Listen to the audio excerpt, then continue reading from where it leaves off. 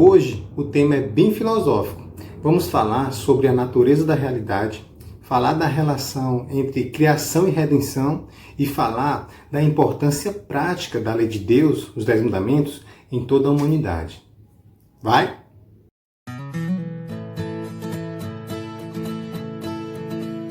Olá, irmãos e irmãs, mais uma vez estamos aqui no canal Farol 7. Você já me conhece, sou o Sami Paiva e hoje vamos falar sobre a cosmovisão bíblica. O texto bíblico em destaque está lá no livro de Provérbios, capítulo 15, verso 3, que fala assim: Os olhos do Senhor estão em todo lugar, contemplando os maus e os bons. Você já ouviu esse ditado? Cada cabeça é um mundo? Realmente, hoje em dia, existem mais de 8 bilhões de visões do mundo, porque são mais de 8 bilhões de cabeças no mundo. Algumas visões são parecidas, outras diferentes, algumas engraçadas e outras perigosas. São muitas opiniões, como eu já falei, porém muitas estão certas e outras estão enganadas. E não podemos dizer que isso é uma questão de intelecto, pois há um tempo atrás, a maioria das mentes pensantes acreditavam que a Terra era o centro do universo, até Copérnico. Muitos hoje em dia até acreditam que uma coisa complexa como uma célula pode surgir de uma sopa primordial. E essa visão de mundo nunca é neutra. Sempre somos influenciados por algum tipo de pensamento, como se fosse um filtro ou uma lente que molda nossa opinião. E isso é chamado de cosmovisão. No vídeo de hoje vamos falar sobre a cosmovisão mais lógica, mais realista e mais inteligente, que é a cosmovisão bíblica. Eu também posso até dizer que é a cosmovisão mais científica. Científica? É científica, você vai já entender. Você sabia que existe gente séria, inteligente, lá na Universidade de Oxford, que defende a teoria de que nada é real? Somos criações digitais feitas por uma raça de alienígena com computadores superpoderosos. Eu particularmente não acredito nessa teoria, mas ela levanta uma questão crucial. Qual a natureza da realidade? Existem duas possíveis respostas sintetizadas para essa questão, mesmo que apenas uma seja realmente racional. Primeira, o universo simplesmente existe. Nada o criou, não há um Deus ou uma força superior, tudo é físico e o universo se resume numa infinidade de átomos e o vazio. Segunda, o universo foi criado por um Deus. Essa opção é mais lógica e mais racional, pois abrange um mundo além do físico e aponta para uma realidade muito mais ampla, profunda e multifacetada. Os novos cientistas críticos insistem em dizer erroneamente que o ateísmo, a opção 1 da questão citada, é mais científico que a cosmovisão bíblica. Porém, é mais convincente acreditar na opinião daqueles cientistas que foram o alicerce da ciência, com nomes como Francis Bacon, Johannes Kepler, Sir Isaac Newton, Louis Pasteur. Não sei se vocês sabem, pois as escolas tradicionais escondem esse tipo de informação, mas esses homens acreditavam em Deus e por causa da cosmovisão que eles tinham, eles revolucionaram a ciência. Eles não acreditavam só num Deus criador, mas num Deus que ama e cuida de sua criação. Eles não eram só cientistas, eram cientistas e profetas. Amém? Continuando. Quando um ateu, por exemplo, presencia um milagre por causa de sua cosmovisão limitada, de que não existe um Deus que rege o universo de acordo com a sua onisciência, ele tenta dar uma explicação científica, em um evento que, sem intervenção de Deus, seria impossível acontecer.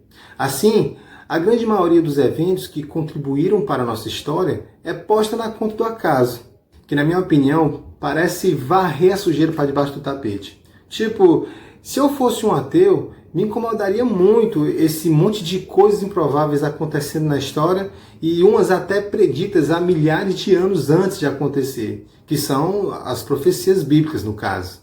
Não seria bem mais racional e menos conflitante acreditar que existe um Deus onisciente que criou e que governa toda a realidade de um modo digno que está além da nossa compreensão? É até uma questão de humildade, não é não? A cosmovisão bíblica nos diz que Deus criou o universo, ou o multiverso se você for nerd, e que governa com o seu poder infinito, e nós somos suas criaturas, a quem devemos, no mínimo, ter gratidão por existir. Essa criação foi perfeita, mas acabou se corrompendo através de uma criatura livre que escolheu, sem motivo, se rebelar ao governo desse Deus Todo-Poderoso. A partir dessa rebelião, estamos num grande conflito entre o bem e o mal, que embora possamos nos ferir nesse fogo cruzado, no final, Deus vai fazer justiça a todos aqueles que escolheram o caminho do bem. E esse dia está chegando, hein? Tão crucial quanto a doutrina da criação é também a doutrina da redenção. O pecado, a rebeldia, não é da vontade de Deus, porém, não surpreendeu. Antes mesmo da criação, Deus já tinha um plano de redenção. Ele criou o ser humano à sua semelhança. Quando eu digo isso, que Deus criou a sua semelhança, eu quero dizer que Deus criou o ser humano para amar, porque Ele é amor. Porém, só é capaz de amar quem é livre para escolher amar. Mas quem é livre para amar, também é livre para ir contra esse governo e pecar. Lembrando que o pecado é a violação desse governo divino, que tem o objetivo de estabelecer a vida. Qual o sentido de criar a vida para depois acabar com a vida? Consegue ver que ir contra esse governo é ilógico? Com a possibilidade de suas criaturas escolherem pecar, como fruto do livre-arbítrio, Deus pensou num plano de redenção, como já falei antes. Por isso que depois da queda, depois que algumas criaturas escolheram pecar, o plano de redenção é indissociável ao plano da criação. É como se fosse uma nova fase da criação. No plano da redenção, vemos o próprio Deus, o mesmo que criou a realidade a qual estamos inseridos, em nossa própria forma, a humana.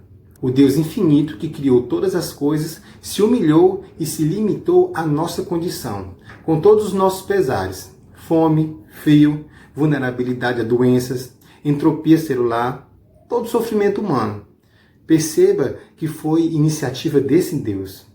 Tudo que você sente, que acha que parece com amor, se originou desse ato de amor, de alguém ser um Deus perfeito e se tornar humano a fim de receber o castigo destinado às suas criaturas que erraram. A lógica nos diz que esse é um verdadeiro ato de amor, pois qual outro interesse, além do amor, teria uma pessoa que possui tudo? Ele venceu onde os primeiros de nossa raça, que escolheram pecar, caíram e conseguiu resgatar sua criação, que estava escravizada pelo poder daquele que o fez pecar, o inimigo, o primeiro que se rebelou. Com a redenção, podemos ter esperança no futuro, pois o caminho do propósito do Deus Criador, que estava barrado, ele desobstruiu. Em todo esse período que estamos sofrendo entre a queda e a redenção completa, desde a entrada do erro no mundo ao retorno de nosso Redentor, onde ele restaurará a perfeição que foi corrompida pelo pecado, Deus criou um código moral para nos guiar nesse grande conflito. Como alguém que está perdido vai se encontrar sem um ponto de referência, uma base ou uma bússola? A lei de Deus nos mantém no caminho do bem. Eu já falei um pouco sobre a importância da lei no vídeo passado. Eu vou deixar o link, mais uma vez, aqui na descrição, para você conferir lá depois desse vídeo, ok?